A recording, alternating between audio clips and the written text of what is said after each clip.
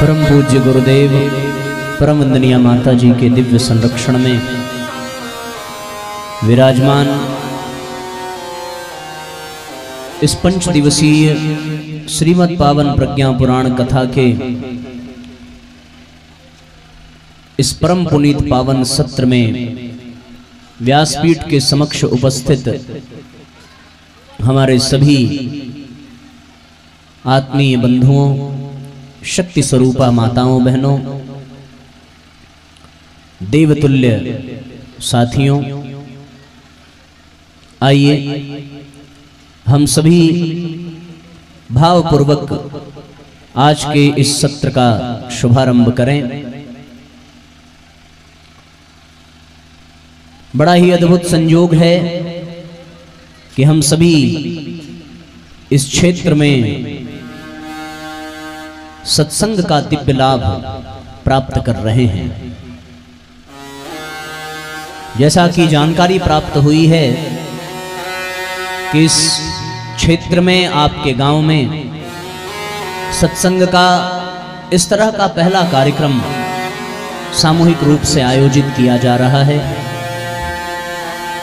यहाँ के सभी परिजन जिन्होंने प्रत्यक्ष और परोक्ष रूप से इस कार्यक्रम के निमित्त अपना सहयोग, अपनी प्रतिभा, अपना धन और अपना समय लगाया है, वो सभी साधु के पात्र हैं। उन सबको व्यासपीठ से बहुत बहुत शुभकामनाएं। गुरुदेव माता जी का ढेरों आशीर्वाद आप सबके जीवन में बरसता रहे और इस प्रकार हमारे इस क्षेत्र में, इस ग्रामीणांचल में सत्संग की बयार बहती रहे, जिसके माध्यम से हम अच्छे विचारों को आत्मसात करें, श्रेष्ठ ज्ञान यज्ञ करें और उस ज्ञान यज्ञ के माध्यम से हम सभी अपने जीवन को प्रगति की ओर ले चलें, अपने जीवन को अग्रसर करें, अपने लक्ष्य की ओर बढ़ावें। जीवन में साथियों प्रगति होना अत्यंत आवश्यक है। वो जीवन जो प्रगतिशील ना हो वो जीवन बेकार हो जाता है, बर्बाद हो जाता है, कलंकित हो जाता है। प्रगति का आधार है परिवर्तन, प्रगति का तात्पर्य है परिवर्तन। यदि प्रगति होगी तो निश्चित रूप से कुछ परिवर्तन अवश्य होगा। जो पुराने ढर्रे पर गाड़ी चल रही थी उसी ढर्रे पर यदि चलती रही तो प्रगति की संभावना कभी साकार नहीं हो सकती। एक तो है गति। गति का तात्पर्य है एक स्थान से दूसरे स्थान की ओर बढ़ना अथवा घटना। घटने को भी गति कह सकते हैं, बढ़ने को भी गति कह सकते हैं। गति का तात्पर्य केवल आगे की ओर बढ़ना नहीं है, गति किसी भी दिशा में हो सकती है। गति को हम निर्धारित दिशा की ओर संबोधित नहीं कर सकते। अगर ये शब्द कहा जाए कि भैया गति हो रही है तो उस गति शब्द में दिशा का बोध नहीं है। वो किसी भी दिशा में हो सकती है, वो उन्नति की दिशा में भी हो सकती है, वो अवनति की दिशा में भी हो सकती है, वो उत्थान की ओर भी हो सकती है, वो पतन की ओर भी हो सकती है, वो उत्कृष्टता की ओर भी हो सकती है, निकृष्टता की ओर हो सकती है। वो गति परमात्मा की ओर भी हो सकती है तो फिर संसार की ओर भी हो सकती है। वो गति श्रेष्ठता की ओर भी हो सकती है तो पतन की ओर भी हो सकती है। इसमें कोई दो राय नहीं है। लेकिन हाँ, यदि उस गति में यदि हम उस गति को प्रगति कहते हैं तो प्रगति शब्द सुनते ही एक दिशा का बोध होता है, एक जानकारी प्राप्त होती है और वो जानकारी ये दर्शाती है कि अब की बार जो प्रगति में गति दिखाई दे रही है वो गति केवल उत्थान की ओर है, केवल उत्कृष्टता की ओर है, केवल श्रेष्ठता की ओर है, केवल परमात्मा की ओर है। वो जिस क्षेत्र में हो उस क्षेत्र में यदि प्रगति शब्द जुड़ जाए तो वो प्रगति ये दर्शाती है कि इसमें नवनिर्माण हो रहा है, इसमें नई नई संभावनाएं साकार हो रही हैं, इसमें श्रेष्ठता का अभिवर्धन हो रहा है, इसमें निकृष्टता का निष्कासन हो रहा है, इसमें गुणों की अभिवृद्धि हो रही है, इसमें अवगुणों का विनाश हो रहा है। प्रगति शब्द ये दर्शाता है। तो गति के साथ दिशा का भी बोध कराने वाला ये प्रगति शब्द है। और साथियों, जीवन प्रगति के बिना अधूरा है। जिस जीवन को सफल होना है, जिस जीवन को सार्थक होना है, जिस जीवन को धन्य होना है, उस जीवन में प्रगति तो होनी ही चाहिए। यदि प्रगति नहीं है तो फिर जीवन कभी सार्थक बन नहीं सकता। वो जीवन फिर जीवन बोझ बन करके रह जाता है, अभिशाप बन करके रह जाता है, बेकार हो जाता है। इसलिए जीवन के प्रत्येक क्षेत्र में, प्रत्येक धारा में प्रगति होना अत्यंत आवश्यक है। हम सबको अपने जीवन में प्रगति को स्थान देना चाहिए। जीवन की सार्थकता इसी में है, जीवन की धन्यता इसी में है, जीवन की सुपात्रता इसी में है, जीवन का कल्याण इसी में है कि व्यक्ति के जीवन में प्रगति होनी चाहिए। हम अगर शारीरिक दृष्टि से देखें तो ये शरीर प्रकृति के अधीन है और प्रकृति अपना पूरा कार्य करती है। प्रकृति इस शरीर को प्रगति की ओर ले जा रही है। आपने देखा होगा कि जब कोई शिशु जन्म लेकर के आता है तो वो कितना छोटा होता है, कितना नन्हा सा होता है, लेकिन उसके जीवन में शारीरिक दृष्टि से देखें तो वो प्रगति होती है। कल तक उसके हाथ पैर जो बिल्कुल कोमल हैं, बिल्कुल कमजोर हैं, हड्डियां बिल्कुल नरम हैं, वो छोटा सा बालक, अब उसकी शरीर में प्रगति हो रही है। और वो प्रगति ये दर्शाती है कि उसका शरीर अब सुडौल बन रहा है, उसका शरीर अब शक्तिवान बन रहा है, उसका शरीर अब ओजवान तेजवान बन रहा है। उसके शरीर में ऐसे चिन्ह उभर रहे हैं कि वो अपने युवा अवस्था को प्राप्त कर रहा है। एक निर्धारित समय तक, एक समय सीमा तक उसके जीवन में प्रगति होती है। शारीरिक दृष्टि से वो हर पल प्रगति की ओर बढ़ रहा है, उसका शरीर हर पल गति कर रहा है, लेकिन वो गति अवनति की ओर नहीं है, वो गति शरीर के उत्थान की है, शरीर के विकास की है, शरीर के पुष्ट होने की है। और इसी में उस शरीर की भलाई है। यदि वो शरीर समय के साथ साथ प्रगति ना करे, वो शरीर समय के साथ साथ आगे न बढ़े, तो फिर वो शरीर किसी काम का नहीं रह जाता। यही स्थिति मनुष्य के मन की भी है। केवल शरीर की ही प्रगति हो जाए पर मनुष्य का मन प्रगतिशील ना हो तो फिर वो व्यक्ति स्वस्थ शरीर होते हुए भी पागल घोषित कर दिया जाता है। इसलिए केवल शरीर में ही प्रगति हो ऐसी बात नहीं है, शरीर के साथ साथ मन भी प्रगतिशील होना चाहिए। मैं फिर से कह दूं, गति किसी भी दिशा में हो सकती है, पर प्रगति का तात्पर्य केवल और केवल आगे बढ़ने की गति को ही कहते हैं। कल तक जिस मन में धैर्य नहीं था, जिस मन में साहस नहीं था, जो मन बड़ा कमजोर था, छोटी छोटी बातों पर रोने लगता था, डर लगता था, भय लगता था, चिंताग्रस्त हो जाता था, आज वो मन धीरे धीरे विकसित होने लगता है। अब उस मन में प्रगति के रूप में धैर्य आ जाता है, साहस आ जाता है, प्रगति के रूप में हिम्मत आ जाती है, शौर्य आ जाता है। अब वो मन धीरे धीरे बलवान हो जाता है, अब वो मन धीरे धीरे विकसित हो जाता है, उस मन में प्रगति हो जाती है। तो शरीर में भी प्रगति आवश्यक है, मन में भी प्रगति आवश्यक है। इसी प्रकार साथियों, शरीर और मन के अतिरिक्त हमारी आत्मा में भी प्रगति होनी चाहिए। यदि हमारा शरीर प्रगतिशील हुआ, मन प्रगतिशील हुआ, पर आत्मा प्रगति नहीं कर रही है, तो इसका तात्पर्य ये है कि ये मनुष्य योनि जो हमें प्राप्त हुई थी वो निरर्थक जा रही है, बेकार जा रही है, वो जीवन बेकार होता जा रहा है। क्योंकि ध्यान रहे, ये शरीर इसीलिए प्राप्त हुआ, ये मन इसीलिए प्राप्त हुआ कि हम अपनी आत्मा को प्रगतिशील बना सके। शरीर को प्रगतिशील बना लिया और शरीर के प्रगति के लिए जगह जगह व्यायाम शालाओं की व्यवस्था है, जगह जगह खेलकूद की व्यवस्था है। मन के प्रगतिशील के लिए साथियों जगह जगह विद्यालय की आवश्यकता पड़ती है, जगह जगह विद्यालय खुले हैं, गुरुकुल खुले हैं। गुरुकुलों में, विद्यालयों में अध्यापकों के द्वारा मन तो प्रगतिशील हो जाता है। व्यायाम शालाओं में खेलकूद के माध्यम से, कसरत के माध्यम से, जिम जाने के माध्यम से शरीर प्रगतिशील हो जाता है। लेकिन आत्मा की प्रगति का साधन क्या है? यदि गहराई से चिंतन करके देखें तो वास्तविकता यह है साथियों कि शरीर की प्रगति व्यायामशाला में होती है, मन की प्रगति विद्यालय में हो जाती है, पाठशाला में हो जाती है, और आत्मा की प्रगति केवल और केवल सत्संग में होती है, केवल और केवल संतों के सानिध्य में होती है, केवल और केवल परम पूज्य गुरुदेव के विचारों से हो सकती है, उनकी कृपा से हो सकती है। तो ये शरीर मिला है आत्मा की प्रगति के लिए, ये मन मिला है आत्मा की प्रगति के लिए। तुमने शरीर की प्रगति पर ध्यान दिया, तुमने मन की प्रगति पर ध्यान दिया, पर आत्मा की प्रगति को भूल बैठे। और जिसकी आत्मा प्रगतिशील न हो, उसका शरीर कितना भी सुंदर हो जाए, कितना भी प्रगतिशील हो जाए, कितना भी मन विकसित हो जाए, यदि आत्मा विकसित नहीं है, यदि आत्मा प्रगतिशील नहीं है, तो फिर वो शरीर किसी काम का नहीं रह जाता। रावण कितना भी बड़ा पराक्रमी हो, उसका मन कितना भी मजबूत हो, वो दशानन है, सामान्य व्यक्ति से 10 गुना अधिक मन की शक्ति रखने वाला वो रावण। लेकिन हाँ, उसकी आत्मा प्रगतिशील नहीं हुई, क्योंकि आत्मा में अहंकार के, लोभ के, चरित्रहीनता के दुर्गुण लगे ही रहे। और उसी आत्मा की प्रगति न होने के कारण रावण का सर्वनाश हो गया। हम सब इतिहास में पढ़ते हैं इस बात को। और भगवान राम की विजय का आधार ही है उनकी आत्मिक प्रगति। आत्मिक प्रगति के आधार पर ही रावण पराजित होता है और राम को विजय प्राप्त होती है।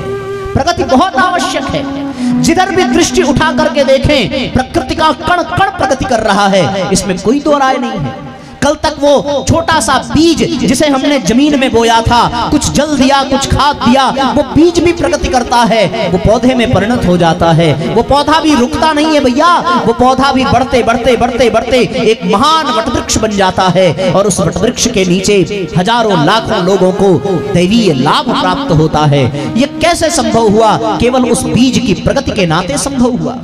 आप यदि सुबह उठ करके सूर्य को देखें, तो वो सूर्य भी एक स्थान पर रुकता नहीं है, वो भी प्रगति कर रहा है। वो अपने घोड़े पर बैठ करके, अपने अश्व पर, अपने रथ पर बैठ करके, वो सूर्य भी प्रगतिशील है। यदि पूरब में दिखाई देता है, तो संध्या होते होते उसका दर्शन पश्चिम में होता है। इसका तात्पर्य क्या है कि वो सूर्य भी रुका नहीं है, उसकी भी प्रगति हो रही है, वो भी प्रगतिशील है। सूर्य भी प्रगतिशील है, चंद्रमा भी प्रगतिशील है।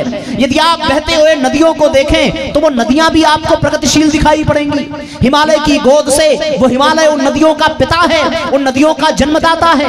उन पिता की गोद से निकली हुई गंगा, यमुना आदि नदियां बड़ी वेग से समुद्र अपने पति की ओर बढ़ती हैं, मानो वो कलकल छलछल करती हुई दौड़ती जा रही है। वो दौड़, वो कलकल की आवाज, वो उनकी गति, वो प्रगति की का ही दर्शन कराती है। और वो जब तक प्रगति करती हैं, जब तक वो अपनी पूर्णता को, अपने समुद्र को प्राप्त नहीं कर लेती, तब तक वो नदी प्रगति करती रहती है।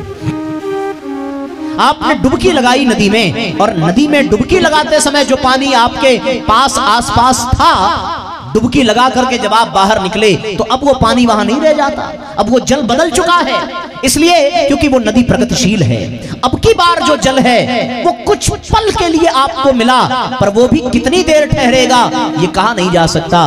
वो नदी प्रगतिशील है। जल का थोड़ा अंश जो अब मिल रहा है, वो अगले ही पल बदल जाएगा। इसलिए बदल जाएगा क्योंकि वो नदी प्रगतिशील है। बड़ी स्पष्ट बात है। आपने अपने घर में चूल्हे पर भोजन पकाया होगा, उस चूल्हे में जो जलने वाली लौ है, वो लौ भी प्रगतिशील है। आप जिस लौ में पहली रोटी जला रहे थे, पहली रोटी पका रहे थे, अब जब दूसरी रोटी पकाने चलोगे तो वो लौ बदल जाएगी, उसकी गैस बदल जाएगी, उसका मिश्रण बदल जाएगा, उसका प्रकाश बदल जाएगा, उसकी ऊर्जा बदल जाएगी। होता है कि नहीं होता?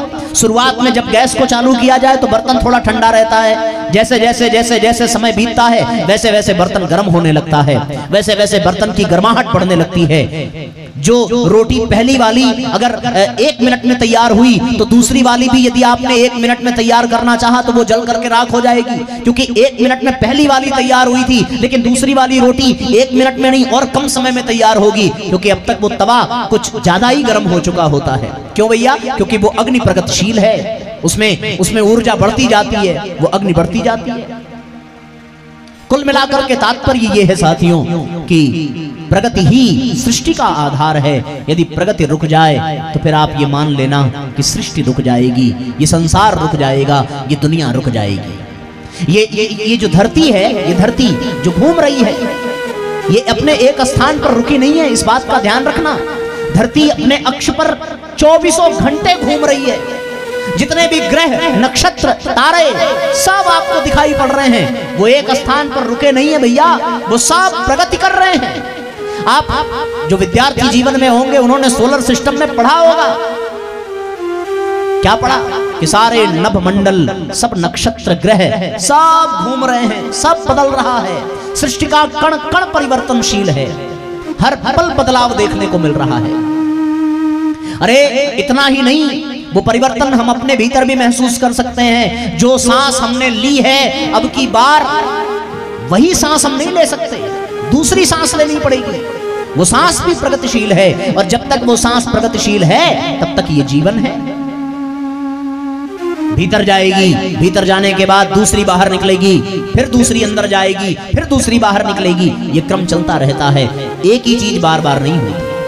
आप देखो, जो आज कपड़े आप आज पहन करके आए हैं वो आप कल नहीं पहनोगे। अगर कल पहन लिया तो परसों नहीं पहनोगे, अगर परसों पहन लिया तो नरसों नहीं पहनोगे, अगर नरसों पहन लिया तो तरसों नहीं पहनोगे। कभी न कभी वो बदलेगा, और यदि नहीं बदला तो उस कपड़े से दुर्गंध आने लगेगी, वो कपड़ा फट जाएगा, आपके पास कोई जाना नहीं चाहेगा, आप उस कपड़े में बड़े बेकार लगने लगोगे।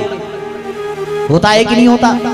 आपने भोजन बनाया, भोजन पकाया, और उस भोजन को आप यूं ही छोड़ दीजिए, उस भोजन को आप न खा पाए, उस भोजन को आप न पचा पाए, तो क्या होगा? फिर वो भोजन ग्रहण करने के योग्य रह जाएगा। जिस चीज में प्रगति नहीं है वो चीज बेकार हो जाती है।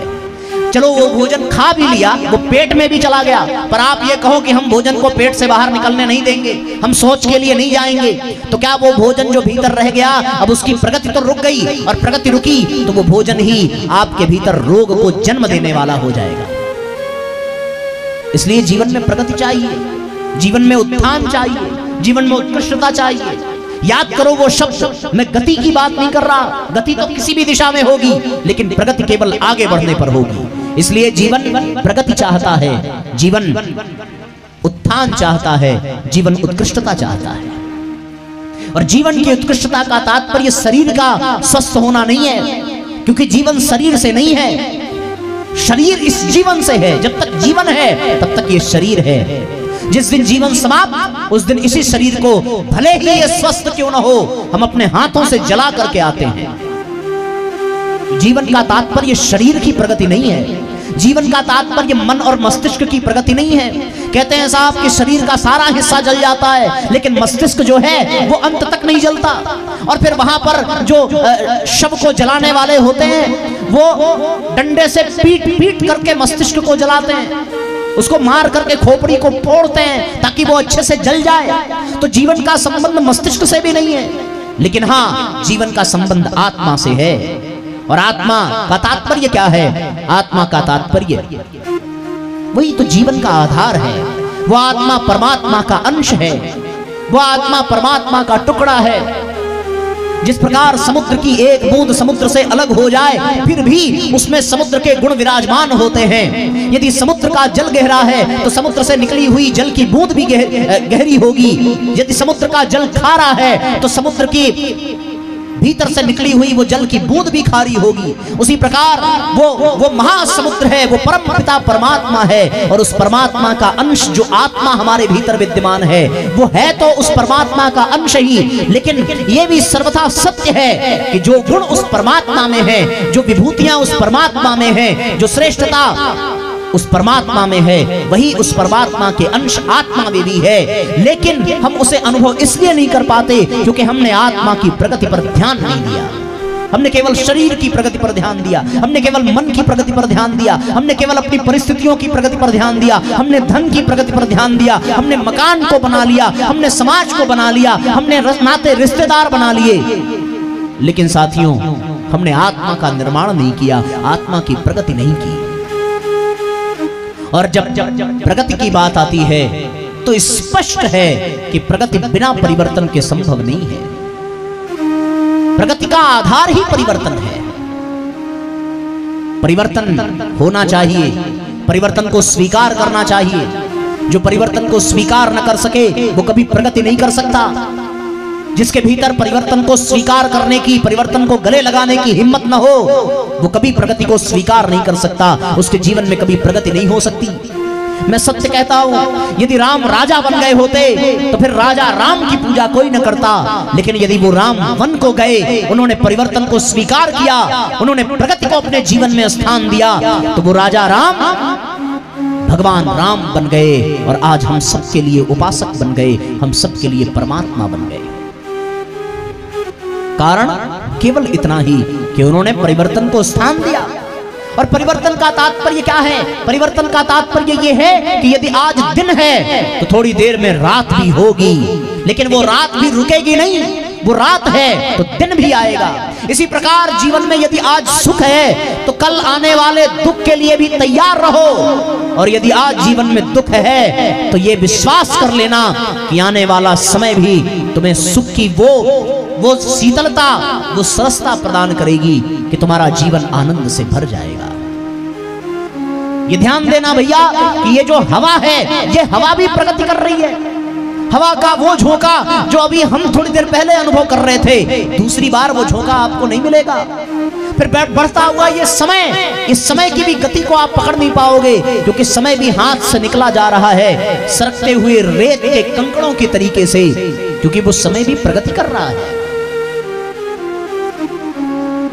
ये प्रगति की ही देन है, ये परिवर्तन की देन है। यहाँ केवल और केवल मैदान ही था, पर ये परिवर्तन देखो कि आज यहाँ यज्ञशाला है, आज यहाँ प्रवचन का पंडाल बना हुआ है, आज यहाँ देव मंच है, आज यहाँ गीत संगीत हो रहा है, आज यहाँ तात्विक सात्विक चर्चा हो रही है। पर ध्यान रहे, ये केवल 5 दिनों के लिए है, हमेशा के लिए नहीं है। फिर परिवर्तन होगा, फिर ये पंडाल उजड़ जाएंगे, फिर यहाँ गीत संगीत नहीं होगा, फिर ये धरती बदल जाएगी, यहाँ का वातावरण बदल जाएगा। परिवर्तनशील है संसार, और इस परिवर्तनशील में हमें क्यों परेशान होना, हमें क्यों दुखी होना? यदि दुख है तो सुख भी है, यदि दिन है तो रात्रि भी है, यदि गर्मी है तो सर्दी भी है। मौसम भी परिवर्तनशील है, एक ही मौसम सर्वदा नहीं रहेगा। अभी 2 दिन पहले कितनी गर्मी, कितनी तपन, कितनी धूप, और आज सवेरे से देखो कितना आनंद है। क्यों भैया? क्योंकि मौसम भी परिवर्तनशील है। मौसम ही नहीं, हर चीज परिवर्तनशील है, और जो परिवर्तनशील है, जो प्रगतिशील है, उसी में श्रेष्ठता है। जो परिवर्तन को स्वीकार न करे, जो प्रगति को स्वीकार न करे, उसके जीवन में श्रेष्ठता नहीं आ सकती। उसका जीवन पड़े पड़े पड़े पड़े खराब हो जाएगा, बेकार हो जाएगा। आगे बढ़ना ही प्रगति है। और ध्यान रहे, वो प्रगति केवल शरीर, केवल मन की नहीं, आत्मा की प्रगति होनी चाहिए। और आत्मा की प्रगति कब संभव है? जब जीवन में सत्संग मिले, जब जीवन में संतों का सानिध्य मिले, जब जीवन में ज्ञान यज्ञ मिले। ज्ञान की गंगा में गोता लगाने वाला ही अपने जीवन को प्रगति की ओर ले जा सकता है। संतों के सानिध्य में बैठा हुआ व्यक्ति ही अपने जीवन को धन्य बना सकता है। इसलिए अपने जीवन में परिवर्तन को स्थान देने के लिए, प्रगति को स्थान देने के लिए कभी कभी हमें अपने जीवन की उन साधारण दिनचर्या से बाहर निकल करके कुछ परिवर्तन स्वीकार करना चाहिए। मैंने कल भी कहा था और मैं आज भी कह रहा हूं कि ये कार्यक्रम 5 दिन के लिए आपके इस क्षेत्र में आयोजित किया गया है। यदि आप अपने उसी दैनिक दिनचर्या में, जिसमें अब तक जीते आ रहे थे, उसी में पड़े रहे, तो फिर सत्संग का लाभ नहीं मिलेगा, फिर परिवर्तन का लाभ नहीं मिलेगा। इसलिए उस दिनचर्या से बाहर निकल करके यहाँ होने वाले इस कार्यक्रम में सम्मिलित होकर के अपने जीवन में परिवर्तन को स्वीकार करिए, प्रगति को स्वीकार करिए, और सत्संग के माध्यम से अपने जीवन को प्रगतिशील बनाइए। कि किसी ने प्रश्न किया कि सत्संग करने से क्या लाभ होता है? कोई लाभ समझ में नहीं आता। कोई आता है, प्रवचन देता है, अरे जो बातें बताई जाती हैं वो बातें हमें पहले से ही पता है। कौन नहीं जानता राम कथा को, कौन नहीं जानता कृष्ण कथा को, कौन नहीं जानता परम पूज्य गुरुदेव के विचारों को। लेकिन फिर भी बार बार सत्संग में आने के लिए लोग कहते हैं, क्या जरूरत है आने के लिए? बड़ी सीधी सी बात है साहब, कि हम सब लोग मोबाइल तो चलाते हैं ना। बताओ मोबाइल किसके किसके पास है? हाथ उठाओ जरा।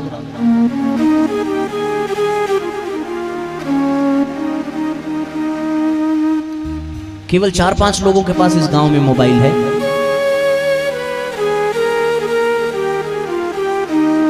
ध्यान देना, एक बार मैं और पूछूंगा, और जिन लोगों ने हाथ नहीं उठाया उनकी जेबें चेक की जाएंगी, और यदि मोबाइल निकला तो वो हम जमा कर लेंगे। इसका ध्यान रखना, चाहे वो स्त्री हो चाहे पुरुष हो। तो ईमानदारी से बताओ मोबाइल किसके किसके पास है, हाथ उठाओ। हाँ देखो, अभी संख्या बढ़ रही है, लेकिन लगता है चेकिंग करानी पड़ेगी। तो साथियों, आपने देखा होगा कि मोबाइल कुछ दिन आप इस्तेमाल करिए, जो लोग जानकार होंगे उन्होंने ये पाया होगा कि कुछ दिन के बाद उस मोबाइल में वायरसेस आ जाते हैं। होता है ना, उसमें जो सॉफ्टवेयर लगा है, उसमें जो एप्लीकेशंस हैं, उसको अपडेट करने की बातें आ जाती हैं, उसमें नोटिफिकेशन आ जाता है, न्यू अपडेट्स अवेलेबल, ऐसे लिख करके आता है। फिर उस वायरस को मिटाने के लिए, उससे बचने के लिए क्या करना पड़ता है? तो करना यह पड़ता है कि मोबाइल में फिर एंटीवायरस डाउनलोड करना पड़ता है, मोबाइल को स्कैन करना पड़ता है, उसके सॉफ्टवेयर को अपडेट करना पड़ता है, उसके एप्लीकेशन को और अपडेट करना पड़ता है। और जब एंटीवायरस का उपयोग हम करते हैं तो वायरस मिटता है और हमारा मोबाइल सुरक्षित हो जाता है। उसी प्रकार अपने गृहस्थ जीवन के, दिनचर्या के काम काज में लगने के कारण हमारे भी इस जीवन में काम, क्रोध, लोभ, मोह, अहंकार, ईर्ष्या, द्वेष आदि मनोविकारों के वायरस घुस जाते हैं। उस वायरस को मिटाने के लिए यदि कोई एंटीवायरस हो सकता है तो वो केवल और केवल सत्संग ही होता है। सत्संग में आकर के हम उस एंटीवायरस को पाते हैं और अपने जीवन में जो मनोविकारों के रूप में वायरस आ जाते हैं उसको मिटा करके खत्म कर देते हैं। इसलिए जीवन में सत्संग आवश्यक है। तो ये 4-5 दिन का जो आयोजन है उससे अपने दैनिक दिनचर्या के जो झाड़ू, पोछा, कपड़ा, बर्तन, खाना पीना, रोना, गाना, हंसना, बोलना, उससे बाहर निकलो, सोना, जगना, वो सब कुछ दिन के लिए उसमें परिवर्तन ले आओ। क्योंकि ये जो परिवर्तन होगा, ये परिवर्तन प्रगति का आधार बनेगा। आप सवेरे उठिए और फिर उसके बाद दिन भर बड़बड़ बड़बड़ बड़बड़ बड़बड़ करते हुए अपने काम काज निपटाते हुए और फिर रात में सो जाइए। कुछ नया मिला क्या? अगर नया नहीं मिला तो फिर वो दिन बेकार हो गया। अगर आप सत्संग में आओगे तो यहां कुछ नया मिलेगा, कुछ सीखने को, कुछ जानने को। तो इसलिए इस परिवर्तन को स्वीकार करो और अपने जीवन में प्रगति के आधार को अवसर दो। और ये कैसे संभव है? ये सत्संग से, ये ज्ञान की गंगा से। तो आइए सब एक साथ गुनगुनाते हुए ज्ञान की गंगा में गोता लगावें और भावपूर्वक तालियां बजाते हुए एक साथ एक स्वर में आनंद लेंगे। ज्ञान गंगा नहा ले मन मेरे, ज्ञान गंगा नहा ले मन मेरे, ज्ञान गंगा नहा ले मन मेरे, ज्ञान गंगा नहा ले मन मेरे, ज्ञान गंगा नहा ले, ज्ञान गंगा मन मेरे, धन्य जीवन बना ले मन मेरे, धन्य जीवन बना ले मन मेरे, ज्ञान गंगा नहा ले